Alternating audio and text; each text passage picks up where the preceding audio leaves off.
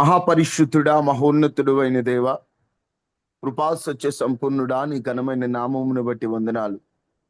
నువ్వు మాట్లాడే దేవుడు అని విశ్వసిస్తున్నామయ్యా. ఈ రోజున మీరు మాతో మాట్లాడండి. నీ మాట కొరకు ఆశతో ఎదురు చూస్తున్న మా జీవితాలకు అవసరమైన వాక్యాన్ని మీరు మాకు అందించండి.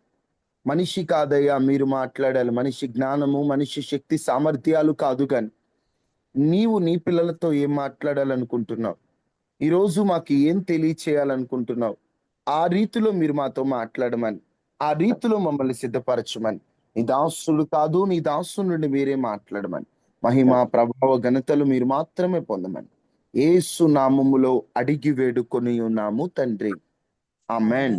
ఆమేన్. దేవునికి స్తోత్రాలు.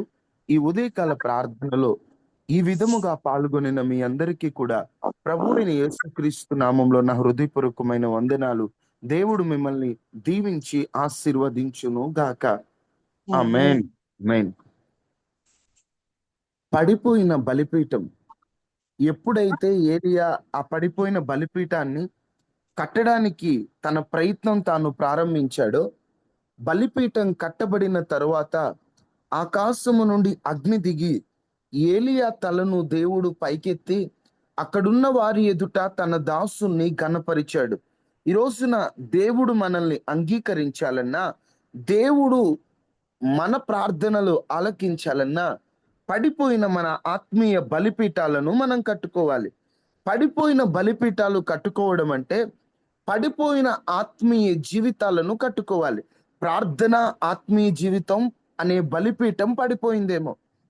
వాక్యపు లోతులు వెళ్ళలేక, వాక్యములో అవగాహన లేక మనము పడిపోయామేమో. దేవునితో ఉన్న నిబంధన అనే బలిపీఠం పడిపోయిందేమో. పరిశుద్ధత అనే బలిపీఠం పడిపోయిందేమో. ఈ బలిపీఠాలను తిరిగి కట్టుకోవాలి. మొదటి ప్రేమ అనే బలిపీఠం పడిపోయిందేమో. వాటన్నిటినీ కట్టుకోవాలంటే ఆనాటి కాలములో 12 రాళ్లను 12 గోత్రాలకు సాదృశ్యంగా పెట్టి దేవుడు ఏలియాను బలిపీఠం కట్టమని చెప్పినట్లు, మనం కూడా మన ఆత్మీయ జీవిత బలిపీఠాన్ని కట్టుకొనుటకు 12 రాళ్ళు అంటే 12 సూత్రాలను ఉపయోగిస్తూ, ఆ 12 సూత్రాల ద్వారా మన ఆత్మీయ జీవితం చెల్లా చెదురైపోయిన స్థితిలో, పడిపోయిన స్థితిలో, దేవునికి దూరం అయిపోయిన స్థితిలో ఉన్న బలిపీఠాన్ని కట్టుకోవాలని కొన్ని విషయాలు మనం ధ్యానిస్తూ దాదాపుగా 9 సూత్రాలను మనం చూసాం. 10వ సూత్రం నిన్న ఇస్సాకారు అనేటువంటి గోత్రం గురించి మనం చూసాం. ఇస్సాకారు అంటే వివేచన. దేవుడు క్రైస్తవునికి ఇచ్చినటువంటి బహుమానాలలో అతి ప్రాముఖ్యమైనటువంటి బహుమానం రక్షణ, పరిశుద్ధాత్మ, కృప. రక్షణ ద్వారా వివేచన ఇస్తానన్నాడు. పరిశుద్ధాత్మ ద్వారా కృపా వరములలో వివేచన ఇస్తానన్నాడు. విస్తారమైన కృప ద్వారా వివేచన ఇస్తానన్నాడు. వివేచన అంటే ఏది మంచి, ఏది చెడు అని గ్రహించడంతో పాటుగా దేవుని చిత్తం ఏదో తెలుసుకోవడం వివేచన. వివేకము కంటే వివేచన గొప్పది. అందుకనే వివేచన కావాలని సొలొమోను అడిగినట్లుగా మనం చూస్తాం.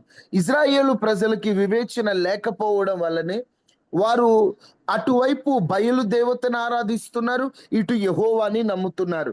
వివేచన లేదు. ఏది దేవుని చిత్తం, ఏది దేవునికి ఇష్టం, ఎవరిని పూజించాలి, ఎవరిని ఆరాధించాలి, ఎవరికి ఇష్టమైనట్లు బ్రతకాలి, ఈ వివేచన వారికి లేదు. అందుకనే ప్రతి క్రైస్తవుడు వివేచన వరమును పొందుకోవాలి.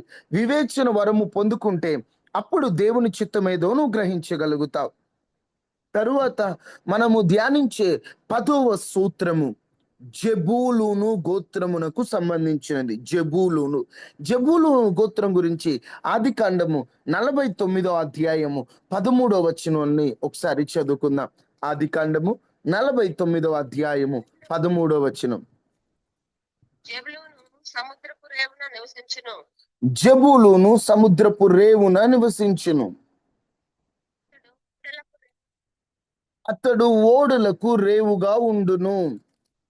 ఇక్కడ మీరు గమనిస్తే అతనిది సీదోను వరకు ఉండును. ఇక్కడ జెబూలూను అనేటువంటి వ్యక్తి గురించి ఆది కాండములో అబ్రహాము, తర్వాత ఇస్సాకు, యాకోబు, యాకోబు 12 కుమారులను యాకోబు ఆశీర్వదిస్తూ పలుకుతున్న మాట, జెబూలూను. జెబూలూను ఎక్కడ నివసిస్తాడట? ఈ జెబూలూను సముద్రపు రేవున నివసించును. సముద్ర రేవు అంటే సముద్ర తీరం. ఆనాటి కాలములో ఏ వ్యాపారం జరగాలన్నా, ఏ ప్రయాణం జరగాలన్నా సముద్రపు రేవుల దగ్గరే జరిగేది. ఇప్పుడంటే మనకు అన్నీ వచ్చాయి, కానీ ఆనాడున ప్రజలందరూ సముద్రపు తీరము యొద్దకు, సముద్రపు రేవుల యొద్దకు వచ్చేవారు. అక్కడ ఎక్కువ మంది జనము ఉండేవారట. ఇప్పుడు ఈ జబులుని దేవుడు ఎక్కడ ఉంటున్నాడు అని చెప్తున్నాడంటే, సముద్రపు రేవున ఈ జబులుని దేవుడు ఉంచాడు. అంటే ప్రజలందరి మధ్యలో ఈ జబులూని దేవుడు ఉంచాడు. అక్కడ వ్యాపారాల నిమిత్తం, ప్రయాణాల నిమిత్తం, పనుల నిమిత్తం ఎంతో మంది వస్తుంటే వాళ్ళ మధ్యలో దేవుడు జబూలూను ఉంచాడు. అదేంటి, అంతమంది మధ్యలో జబూలూను ఉంచడానికి కారణం ఏంటంటే, జబూలూను అనేటువంటి ఆ జబూలూనీయులు వారు, దేవుడు వారిని ఉంచినటువంటి కారణం ఏంటంటే, వారు లోకానికి వెలుగుగా ఉండాలి. దేవుడు మనల్ని లోకానికి దూరంగా ఉంచలేదండి, లోకములోనే మనల్ని కలిపి ఉంచాడు. ఎందుకంటే మన ద్వారా, మన ప్రవర్తన ద్వారా, మన జీవిత విధానముల ద్వారా దేవునికి మహిమ తీసుకొస్తూ మనము వెలుగుగా ప్రకాశించే వారిగా ఉండాలి. యేసుక్రీస్తు ప్రభు మాట్లాడుతూ, మీరు లోకమునకు వెలుగై ఉన్నారు అంటాడు. ఏంటయ్యా లోకమునకు మేం వెలుగేంటి? వెలుగు ప్రకాశిస్తుంది. వెలుగు చీకటిలో ఉన్నవారికి చీకటిని తొలగిస్తుంది. దేవుడు నిన్ను ఒక చోట ఉంచాడంటే దాని అర్థం నీ ద్వారా వెలుగు ప్రకాశింపబడాలి. దేవుని చిత్తము లేకుండా, దేవుని ప్రణాళిక లేకుండా నిన్ను దేవుడు ఒక చోట ఉంచాడు. నిన్ను పలానా కాలేజీలో ఉంచాడన్నా, నిన్ను పలానా స్కూల్లో ఉంచాడన్నా, నిన్ను పలానా పని చోట ఉంచాడన్నా, నిన్ను పలానా ఊరిలో ఉంచాడన్నా, నిన్ను పలానా ఇంట్లో కోడలుగా ఉంచాడన్నా, నిన్ను పలానా ఇంట్లో ఒక ఆయనకు భార్యగా ఉంచాడన్నా, దేవుడు అక్కడికి ఎందుకు నిన్ను పంపించాడంటే నీ పట్ల దేవునికి ఒక ఉద్దేశం, ఒక పిలుపు ఉంది. పిలుపులలో రకాలు ఉన్నాయి. అందరూ అనుకుంటారు సేవ పిలుపే పిలుపు, ఇక ఆ పిలుపే, ఇక వేరే పిలుపులు ఉండవు అనుకుంటారు. వాస్తవంగా చెప్పాలంటే పిలుపులో రకాలున్నాయి.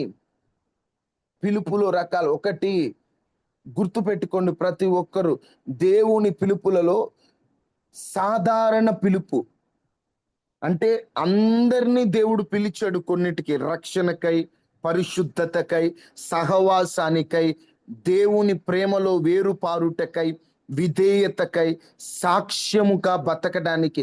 ఇది సాధారణ పిలుపు, జనరల్ కాలింగ్. ఈ పిలుపు అందరికి ఉంటుంది. ప్రత్యేక పిలుపు ఉంది, స్పెసిఫిక్ కాలింగ్ అంటారు ఇంగ్లీష్ లో. అంటే ప్రత్యేకంగా దేవుడు పిలిచాడు.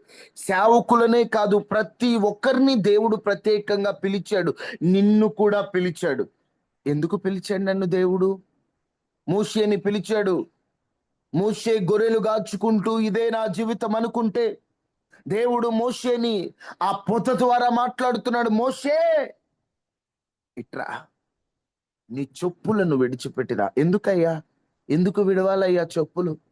నిన్ను నేను పిలుస్తున్నా, ఇజ్రాయేలు ప్రజల్ని నడిపించే నాయకుడిగా ఉండాలి. నెహెమ్యాని పిలిచాడు, యెరూషలేం ప్రాకారాలు కట్టాలని.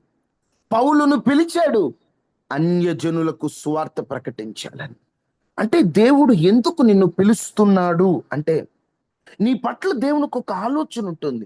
ఈ రోజున పడిపోయిన బలిపీఠాలు కట్టుకోవడానికి పిలుపుకున్న సంబంధం ఏంటయ్యా అంటే, నువ్వు మొదట పడిపోయిన స్థితిలో ఉన్నప్పుడు నీవు అడగవలసింది, అయ్యా నువ్వు నన్ను ఎందుకు పిలిచావో నాకు తెలియదు, నన్ను ఎందుకు పిలిచావో నాకు బయలుపరచు, నీ పిలుపుకు లోబడి ఇక నుండి నేను ముందుకెళ్తానయ్యా. ఇప్పటి వరకు నీ పిలుపు వినకుండా నాకు ఇష్టమైనట్లుగా నేను బ్రతికాను, ఇప్పుడు నీ పిలుపు ఏంటో నేను గ్రహించాలయ్యా అని. దేవుడు ఎందుకు పిలిచాడో, దేవుడు నన్ను ఎందుకు అక్కడ ఉంచాడో నువ్వు ఎప్పుడైతే అది గ్రహించడానికి ఆసక్తి చూపుతావో, అప్పుడు దేవుని ఉద్దేశాన్ని నువ్వు తెలుసుకొని దాని ప్రకారంగా ముందుకెళ్ళడం వల్ల పడిపోయిన నీ ఆత్మీయ జీవితం అనే బలిపీఠాన్ని నువ్వు కట్టుకోవడానికి దేవుడు కృప చూపిస్తాడు. ఈరోజు అడుగుతున్నారా? ఎప్పుడైనా అడిగారా? ఒక ఇంటికి కోడలుగా వెళ్ళావంటే, ఎందుకు చేసుకున్నానో ఇలాంటోడిని, దేవుడు ఎందుకు ఇచ్చాడు ఇట్లాంటోడు, మూర్ఖుడు, మొరటోడు, ప్రేమ లేనోడు అనుకోవద్దు. ప్రవ్వా, నువ్వు నాకు ఈ మూర్ఖుణ్ణి ఇచ్చావంటే, ఈ మూర్ఖుణ్ణి నేనైతేనే మార్చగలుగుతానని ఇచ్చావా? ప్రభువా, ఇంటికి నన్ను కోడలుగా పంపించావంటే ఈ ఇంటి కోసం ప్రార్థన చేసే బాధ్యత నాకు ఇచ్చావనే నన్ను ఇక్కడికి నడిపించావా? ఇక్కడ నన్ను వెలుగుగా ఉండుటకు పిలిచావయ్యా. ఇంతమందిలో నేను నీ నామాన్ని మహిమపరిచే వ్యక్తిగా, ఇక్కడ వెలుగుమయంగా నేను ప్రకాశించే జ్యోతిగా నేను ఉండాలయ్యా. ఈరోజు అలా అడుగుతున్నామా? నన్ను ఎందుకు పిలిచావు? నన్ను ఎందుకు ఇక్కడ పంపించావు? నా పట్ల నీకున్న ఈ ప్రత్యేకమైనటువంటి పిలుపు ఏంటి? ఒకటి గుర్తుపెట్టుకొని మరలా చెప్తున్నాను, సేవకులను మాత్రమే కాదు దేవుడు పిలిచింది, క్రైస్తవులందరినీ దేవుడు పిలిచాడు. నీ పట్ల కూడా దేవునికి ఒక పిలుపు ఉంది. ఆ పిలుపు నువ్వు గ్రహిస్తే నీ పడిపోయిన బలిపీఠాన్ని నువ్వు కట్టుకోగలుగుతావు. నిన్ను పిలుస్తున్నాడు దేవుడు, నీకు పని అప్పగిస్తున్నాడు. దేవునికి అప్పగించాడు కూడా, ఒక పని ఉంది నీకు, నువ్వు పనిని మర్చిపోయి తిరుగుతున్నావు. నీ ఆత్మీయ జీవితం అనే బలిపీఠం పడిపోయింది. దేవుడు నీకు అప్పగించిన పనిని కూడా పక్కన పెట్టేసి ఇష్టానుసారంగా తిరుగుతున్నావు. దేవుడే, మరే పని ఉందిరా, నీకు ఒక పని అప్పగించాను, లేట్ అయిపోతుంది, రారా నీ డ్యూటీ నువ్వు చేసుకో. అమ్మా, నీకు పని అప్పగించానమ్మా, నేను ఆ పని మర్చిపోయావు, పడిపోయి చల్లా చెదురైపోయి టీవీలు, సీరియళ్ళు, సినిమాలు చూస్తున్నావమ్మా. నిన్ను పిలిచాను నేను, నువ్వు పిలుపును మర్చిపోయావు అని దేవుడు బాధపడుతున్నాడండి. ఈ జెబులోను గురించి మాట్లాడుతూ, ఈ జెబులోనీయుల గురించి మోషే ద్వితీయోపదేశకాండం 33వ అధ్యాయం 18వ వచనంలో జెబులోనీయులు ఎలా వాళ్ళు ఆ ప్రాంతంలో నివసిస్తూ ఎలాగైతే వాళ్ళు మరొకరిని వెలుగుమయంగా నింపుతారో చూద్దాం. చదవండి అమ్మా. జెబులోను గురించి ఇట్లా నేను,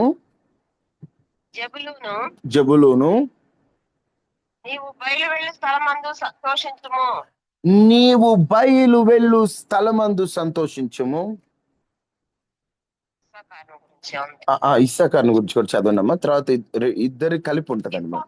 ఇస్సాకారు, నీ గుడారముల యందు సంతోషించును. వారు జనములను కొండకు పిలిచిరి, అక్కడ నీతి బలులు నర్పింతురు. వారు సముద్రముల సమృద్ధిని, ఇసుకలో దాచబడిన రహస్య ద్రవ్యములను పీల్చుదురు. ఇక్కడ మాట్లాడుతూ, అయ్యా జెబులూను, నువ్వు బయలు వెళ్ళు స్థలమందు సంతోషించు. జెబులూను ఒకచోటే కూర్చొని లేడు. తనకు అప్పగించినటువంటి పని ఏంటో తాను అడుగుతున్నాడు. తన పని తాను చేయుటకు బయలుదేరాడు. ఈరోజు ఆత్మీయ జీవితంలో పడిపోయి చెల్లా చెదురైపోయి నా వల్ల కాదని దేవుని పనిని ప్రక్కన పెట్టి కూర్చున్నావా? నువ్వు పనికి రావని దేవుడు తన పనిని వేరొకరికి అప్పగించలా. పేతురు, యేసుక్రీస్తు ప్రభు పేతురు యొద్దకు వచ్చి, నువ్వు నన్ను ప్రేమిస్తున్నావా అంటే వ్యసన పడతాడు. వ్యసన పడ్డాకేమంటాడు దేవుడు? పేతురు, ఏమిరా నువ్వు వ్యసన పడుతున్నావా? నా ఇష్టం వచ్చినసార్లు నేను అడుగుతాను, నువ్వు సమాధానం చెప్పాలరా అనలేదు. నా గొర్రెలను మేపు అంటున్నాడు. అదేంటయ్యా, వ్యసన పడ్డాడు కదయ్యా, నీకు ఓపికగా సమాధానం చెప్పలేదు కదయ్యా, అలాంటోని కూడా నువ్వు పిలుస్తున్నావా? అవును పిలుస్తున్నాడు, రా నా గొర్రెలు మేపు, రా పేతురు. ఎందుకంటే నువ్వు ఒక్కచోట ఆగిపోవద్దు పేతురు. పడిపోయింది నీ బలిపీఠం, నేనెవరో ఎరుగునన్నావు.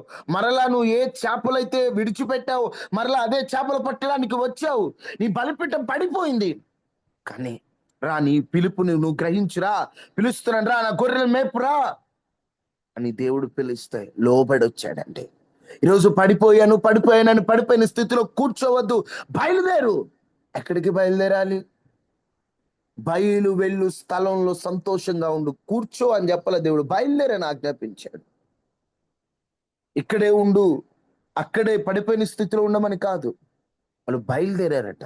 బయలుదేరి జెబులూనీయులట ఇస్సాకారు గోత్రికులను వాళ్ళందరినీ సంతోష పెడుతున్నాడు. అంటే వీళ్ళు మరొకరిని సంతోష పెట్టేటువంటి వారు. ఏ సంతోష పెడతారు? వీళ్ళు ఒక్కరే కాదట, జనాలని ఎక్కడికి పిలుస్తారట? కొండలకు పిలుస్తారు.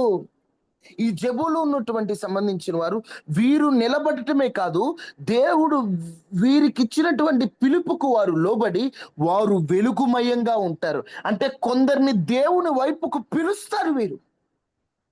కొందరిని కొండలకు నడిపిస్తారు. ఎందుకు కొండలకు తీసుకెళ్తారయ్యా? బలులర్పించడానికి.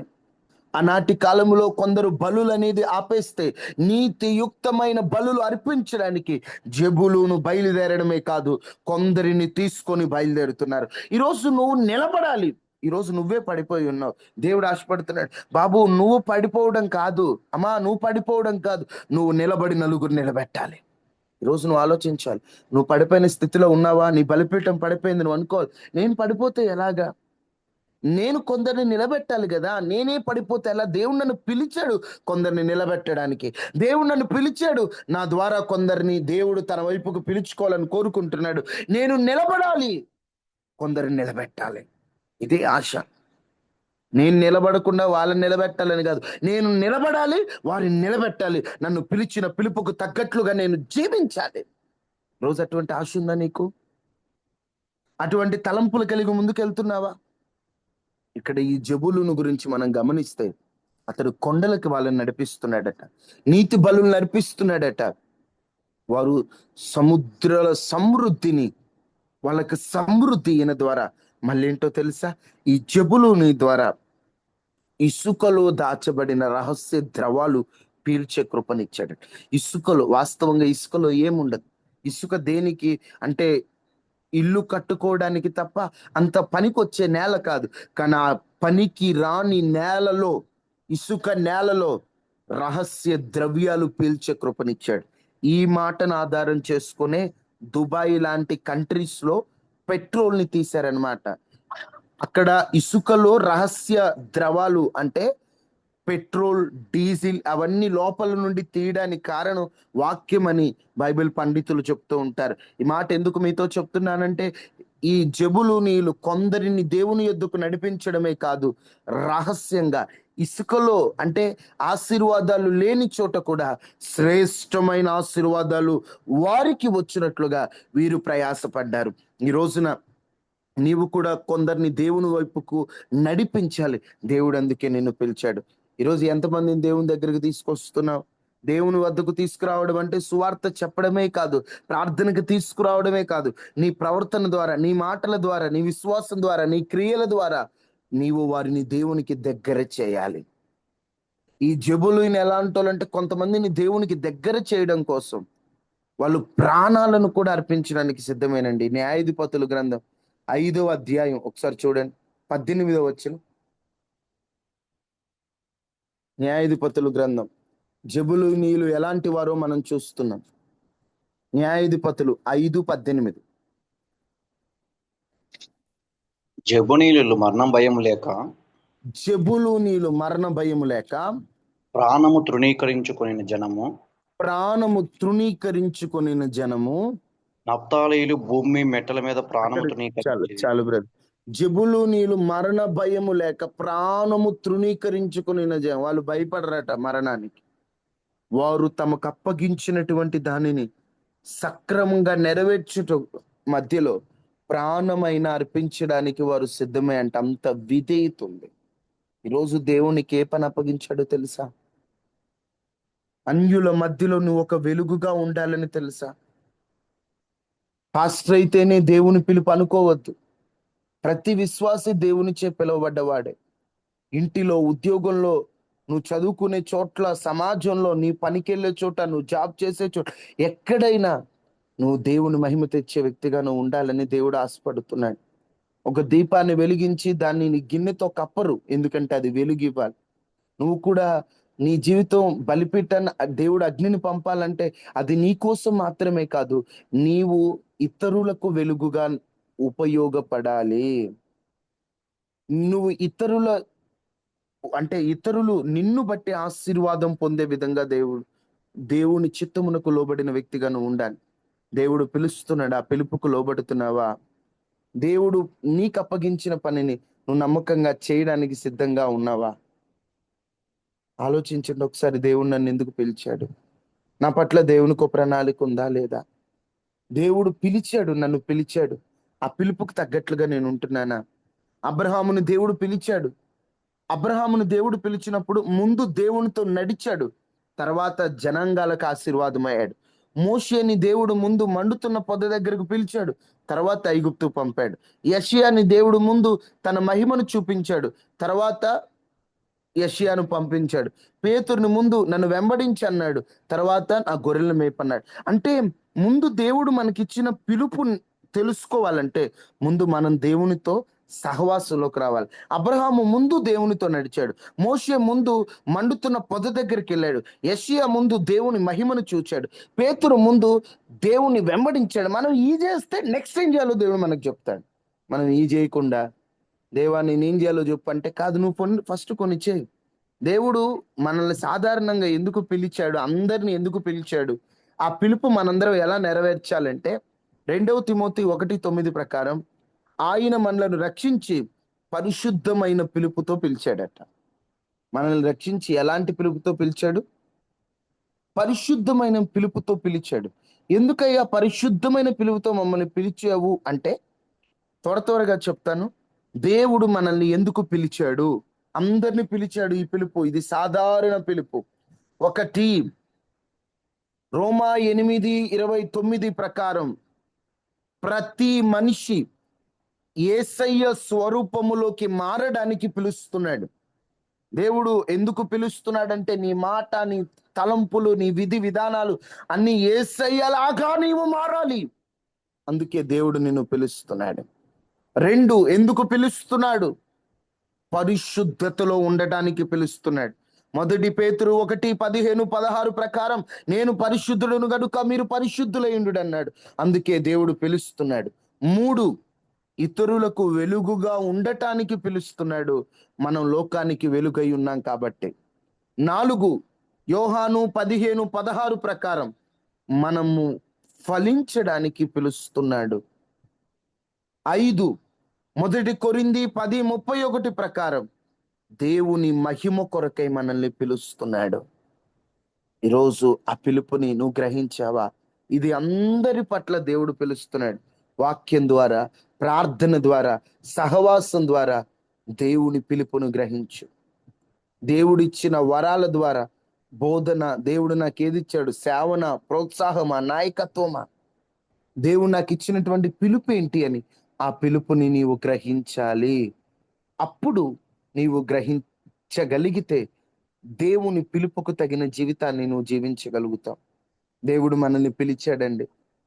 ఆ పిలుపుకు తగ్గట్లుగా మనం ఉంటున్నామో లేదో. సాధారణ దేవుని పిలుపు ఇదైతే స్పెసిఫిక్ కాలింగ్, ప్రత్యేకంగా దేవుడిని నేను పిలిచాడు. ఉపవాస ప్రార్థనల ద్వారా నిన్ను నువ్వు కట్టుకో. మీకు చెప్పాను కదా, మోషే అయినా అబ్రహాం అయినా ముందు వాళ్ళ చేసే పనులు వాళ్ళు చేశారు, తర్వాత దేవుడు చేశాడు. మొదట నీ బలిపీఠ నువ్వు కట్టుకో. అయ్యా నువ్వు నన్ను ఎందుకు పిలిచావు అడుగుతూ కట్టుకో. అయ్యా నా పట్ల నీ ప్రణాళిక ఏంటి? నన్ను ఎందుకు పిలిచావు? నన్ను ఎందుకు వేరు చేసావు? నా పట్ల నువ్వు ఎలాంటి ఉద్దేశాలు కలిగి ఉన్నావు? నన్ను ఎందుకు రమ్మన్నావు? అయ్యా నువ్వు నన్ను ఎందుకు పిలిచావు అని దేవుని పిలుపుని నువ్వు గ్రహించు. అమ్మా ఈరోజు చాలా మంది దేవుని పిలుపుని తెలుసుకోవట్లే. నేను అక్కడ ఉంచినప్పుడు కొన్ని ప్రదేశాల్లో కొన్ని సమస్యల మధ్యలో దేవుడు మనం ఉంచినప్పుడు ఎందుకు ఈ కష్టాలు, ఎందుకు ఈ బాధలు, ఎందుకు ఈ సమస్యలు, నీలో నువ్వే బాధపడటం కాదు, అసలు నన్ను ఎందుకు ఉంచావు ఇక్కడ? నా పట్ల నీ ఆలోచన, నన్ను ఏం చేయాలని ఉంచావు ఇక్కడ? దేవుడిని అడగాలి. అక్కడ దేవుడు నీకు అప్పగించిన పని నువ్వు నమ్మకంగా చేయాలి. అమ్మా మనకి ఏ గొప్ప గొప్ప ఆశీర్వాదాలు, గొప్ప గొప్ప పేర్లు ఏమొద్దు కానీ మనకు అప్పగించిన పని నమ్మకంగా చేస్తే బలా నమ్మకమైన మంచి దాసుడా అని దేవుడు మనకి అప్రిషియేట్ చేసి, దేవుడు మన భుజాలు తట్టి వెరీ గుడ్, నీకు అప్పగించిన పని నువ్వు నమ్మకంగా చేసావు అంటే చాలు. ఈరోజు దేవునికి ఏం అప్పగించాడు? మందిరంలో పనులు ఏమైనా అప్పగించాడా? మనుషులు బట్టి ఆ పనులు ఏమైనా పక్కన పెట్టావా? మనుషుల వైపు చూడొద్దు, ప్రభు వైపు చూపిస్తూ నీకు అప్పగించిన పని నువ్వు చేసే. ఇంకా దేవుడు ఏం పని అప్పగించాడు?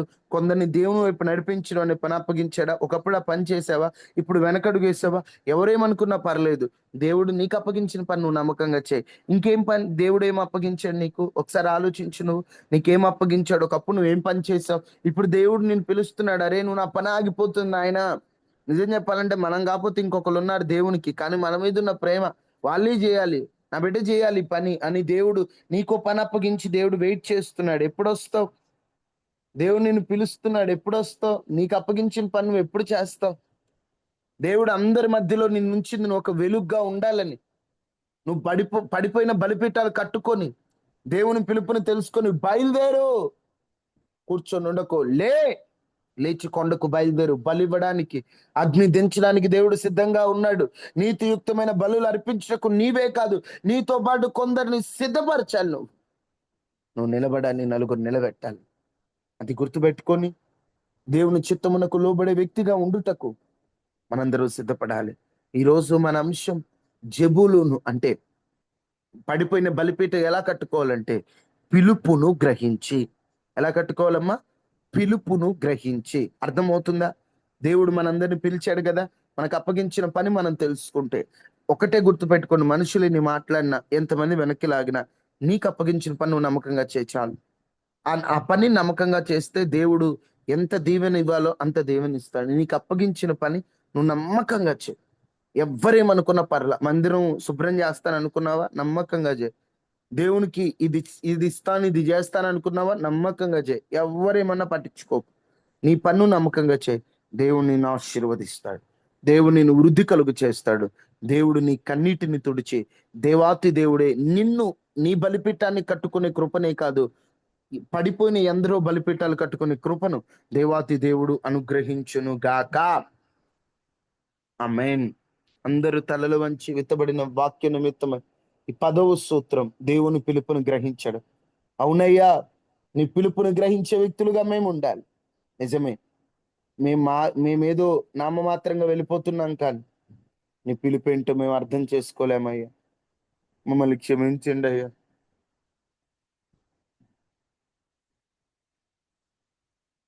నీ పిలుపు వలన నేను నశించిపోలేదు, నీ ప్రేమ ఎన్నడు నన్ను విడువలేదు, నీ కృప కాచుట వలన జీవిస్తున్నాను, నీ ప్రేమకు సాటి లేదు,